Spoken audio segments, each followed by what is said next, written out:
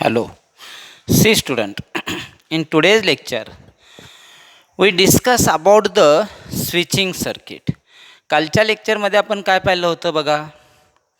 कालच्या लेक्चरमध्ये आपण एक्झरसाइज 1.5 सॉल्व करायला सुरुवात केली आहे आणि ह्या 1.5 एक्झरसाइजमध्ये ॲप्लिकेशन ऑफ लॉजिक आहे. लॉजिक अख्खा टॉपिक आपण 1.4 एक्झरसाइजपर्यंत पाहिला. त्यातल्या कन्सेप्ट पाहिल्या, स्टेटमेंट पाहिलं, स्टेटमेंटनंतरनं कनेक्टिव्ज पाहिल्या, कनेक्टिव्जमध्ये निगेशन ऑफ स्टेटमेंट पाहिलं, and, or, if, then, if and only if, त्यांचे अल्टरनेटिव्ह वर्ड, त्यांचे सिम्बॉल, त्यांच्या ट्रूथ व्हॅल्यू, त्याचे rule, that all completed. And after that we completed that about the quantified statement and their relations, and then we had seen that the rules of negations, general rules from set theory, and particular rules, De Morgan's law, distributive law, as like that. तर अशा पद्धतीने आपण पहिला part पूर्ण complete केला. 1.4 exercise पूर्ण complete केली आणि आता नंतरनं लास्ट एक्झरसाइज म्हणजे ॲप्लिकेशन ऑफ लॉजिक. आणि मग त्याच्यामध्ये स्विचिंग सर्किट. स्विचिंग सर्किट कशाला म्हणायचं, तर ज्यामध्ये लॅम्प आहे, बॅटरी आहे आणि स्विचेस आहेत, तशा टाईपच्या सर्किटला स्विचिंग सर्किट म्हणायचं आहे. आणि मग त्याच्यावरती आपण प्रॉब्लेम सॉल्व करायला सुरुवात केली. त्यातले काल 2 प्रकार टाईप पाहिले आपण. First type is that about the parallel switches. Switches are in series, मग अँड येतं. स्विचेस आर इन पॅरलल, मग ऑर येतं. त्याचे टेबल कोण ॲडिशनसारखी बिहेवियर करतं, कोण मल्टिप्लिकेशनसारखी बिहेवियर करतं. अँड असेल तर मल्टिप्लिकेशनसारखी बिहेवियर असते, ऑर असेल तर ॲडिशनसारखी बिहेवियर असते. स्विचिंग टेबल आपण पाहिलं. स्विचिंग टेबल म्हणजे ट्रूथ टेबलच असतं, फक्त टीच्या जागी 1, एफच्या जागी 0, आणि अँड म्हणजे मल्टिप्लिकेशन, ऑर म्हणजे ॲडिशन. 1 + 1 आले तर 1च घ्यायचे असतात. या कन्सेप्ट आपण पाहिल्यात. आता आपण त्यावरतीच त्या एक्झरसाइजमधले प्रॉब्लेम सॉल्व करत आहोत 1.5 मधले. आत्ताच एक प्रॉब्लेम आपण पाहिला होता. आता दुसरा प्रॉब्लेम आपण घेऊयात. ठीक आहे. तर पहा, तुम्हाला असं स्विचिंग सर्किट दिलेलं आहे. हे स्विचिंग सर्किट तुम्हाला याच्यामध्ये कन्व्हर्ट करायचं आहे सिम्बॉलिक फॉर्ममध्ये. आणि सिम्बॉलिक फॉर्ममध्ये कन्व्हर्ट झाल्याच्या नंतर ते बॅटरी लॅम्प पण नाही दाखवला तरी चालेल, फक्त सर्किट दाखवलं तरी चालेल, लक्षात ठेवा.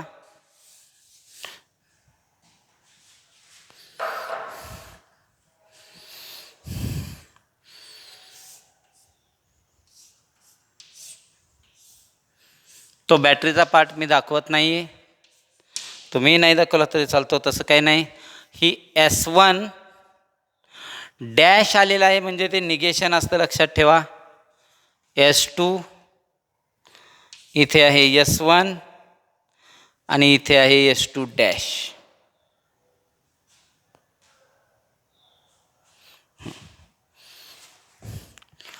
तर या स्विचिंग सर्किटला सिम्बॉलिकमध्ये कन्व्हर्ट करायचं आहे, त्याचं इनपुट आउटपुट टेबल तयार करायचं आहे. मग पहिली स्टेप, लेट पी कुणाला म्हणणार तुम्ही, S1. Switch S1 is closed. Q कुणाला म्हणणार तुम्ही, S2. Switch S2 is closed. त्यानंतर S1 डॅश आलेला आहे म्हणजे निगेशन P. याचा अर्थ काय होणार आहे, स्विच S1 इज, बघा तुम्ही काय लिहिलेलं आहे,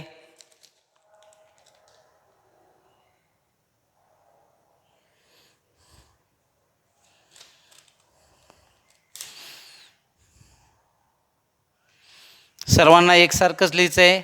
निगेशन P म्हणजे स्विच S1 इज क्लोज्डच म्हणा तुम्ही. त्यानंतर निगेशन क्यू असंच डिफाईन करा. Switch S2 is also close म्हणा, ओपन म्हणा, पण एकच वर्डिंग यूज करायचं मी सांगितलं तर सर्व ठिकाणी क्लोज. आता हे झाल्यानंतरनं मग याचं सिम्बॉलिक फॉर्म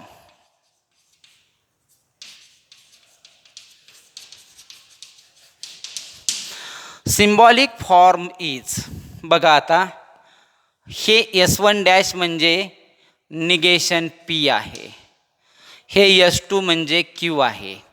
मग हे दोघे एका लाईनवरती आहेत म्हणजे हा पार्ट होत आहे निगेशन P अँड Q.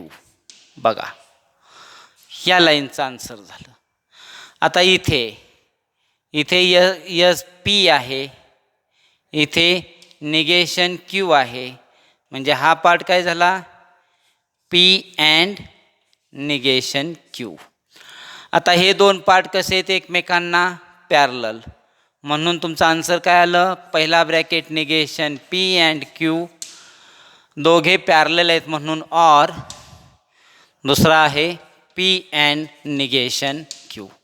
झालं सिम्बॉलिक फॉर्म कंप्लीट. बघा सिम्बॉलिक फॉर्म तुम्हाला मिळालेला आहे.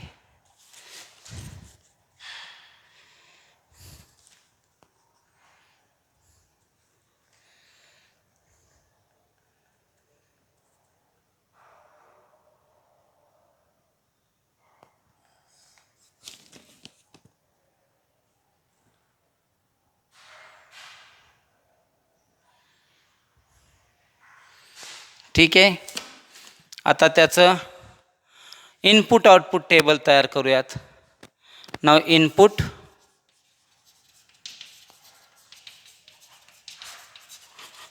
आउटपुट टेबल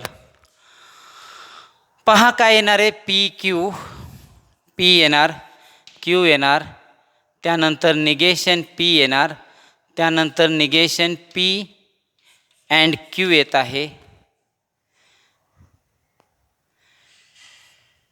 त्यानंतर निगेशन Q आणि नंतर P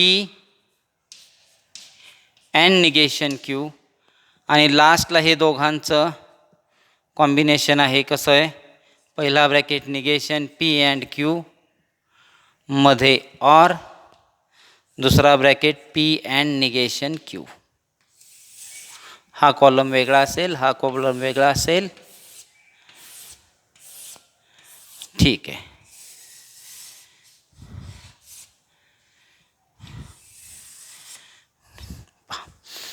आता यामध्ये 1 1 1 0 0 1 आणि 0 0 या पॉसिबिलिटीज मिळाल्या.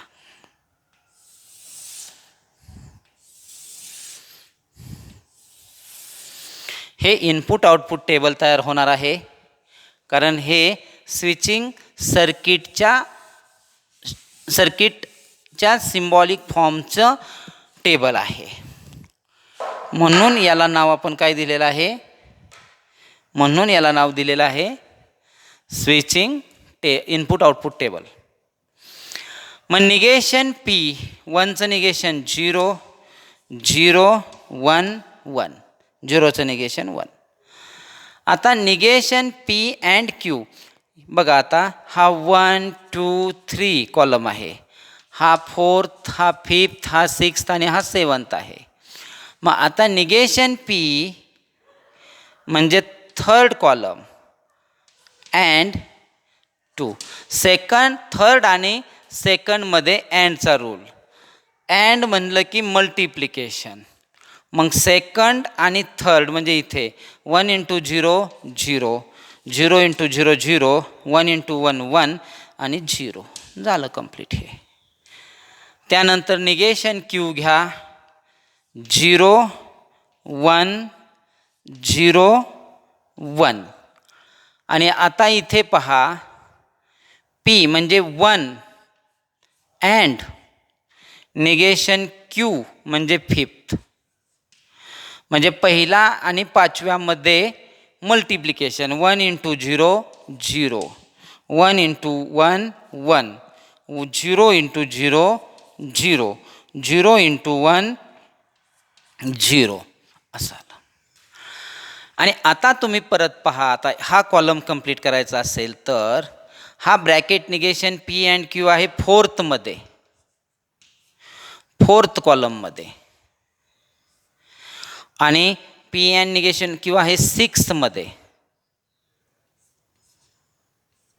म्हणजे 4 आणि 6मध्ये ॲडिशन आहे. 4 आणि 6मध्ये, 4 आणि 6 कॉलममध्ये ॲडिशन. 0 + 0 0, 0 + 1 1, 1 + 0 1 आणि 0 + 0 0. म्हणजे लास्टला काय मिळालं तुम्हाला? 0 1 1 0 असा आन्सर मिळाला. पहा, 0 1 1 0, दॅट्स करेक्ट. पहा,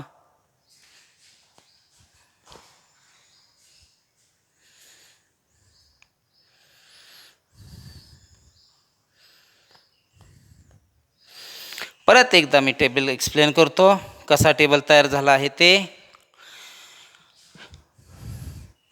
पहिल्यांदा स्विचिंग सर्किट होतं, त्याचं स्टेटमेंट डिफाईन केले. P Q S negation P negation Q. S1 is close, S1 is close म्हटलं तरी चालतं. हे दोन्ही सारखे नाहीत हे लक्षात ठेवा मात्र. हे पी आहे तर हे निगेशन पी आहे, पण स्टेटमेंट दोघांना एकसारखंच डिफाईन केलं आहे, करता येतं तसं.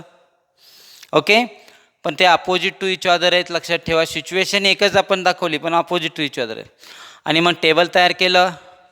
टेबल तयार करताना जसं आपण नेहमी तयार करतो तसंच पी क्यू निगेशन पी, नंतर निगेशन पी अँड क्यूचा कॉलम. परत आता हे ब्रॅकेट करण्यासाठी अगोदर निगेशन क्यू, मग पी अँड निगेशन क्यूचा कॉलम, आणि मग टोटल स्टेटमेंट पॅटर्नचं कॉलम तयार केले. अँड असेल तर मल्टिप्लिकेशनचा रूल ॲप्लाय केला, ऑर असेल तर ॲडिशनचा रूल ॲप्लाय केला. ॲडिशन करताना 1 + 1ची सिच्युएशन आली तर 1च घ्यायचं, बाकी नेहमीच्याच पद्धतीने करायचं आहे. तर हे तुम्हाला समजलं असेल. पहा, आता अजून एक एक्झाम्पल घेऊयात.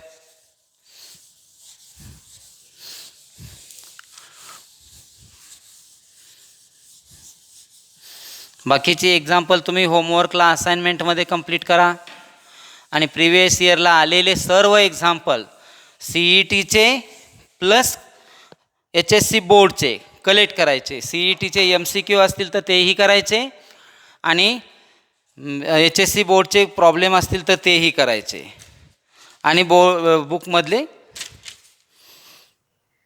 इतर प्रॉब्लेमसुद्धा तुम्ही बघा. ठीक आहे, आता एक साधासा प्रॉब्लेम घेऊ आपण.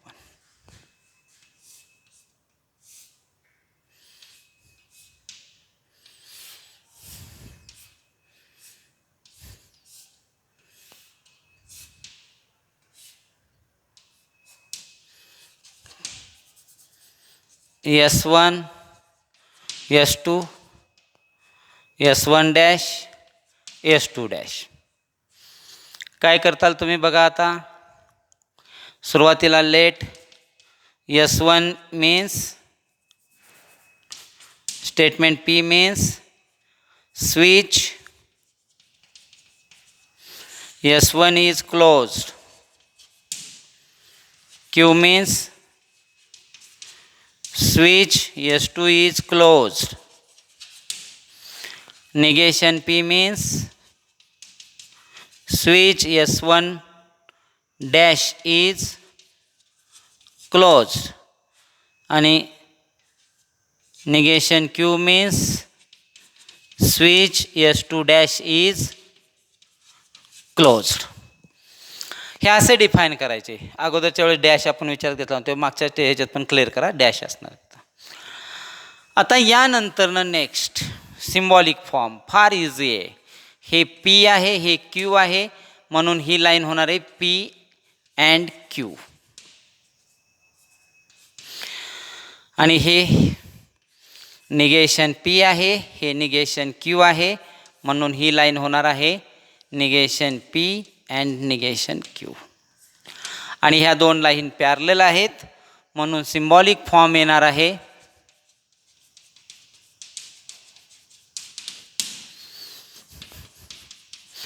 P and Q or negation P and negation Q. आता तुम्ही करा ते. पहा सिम्बॉलिक फॉर्म.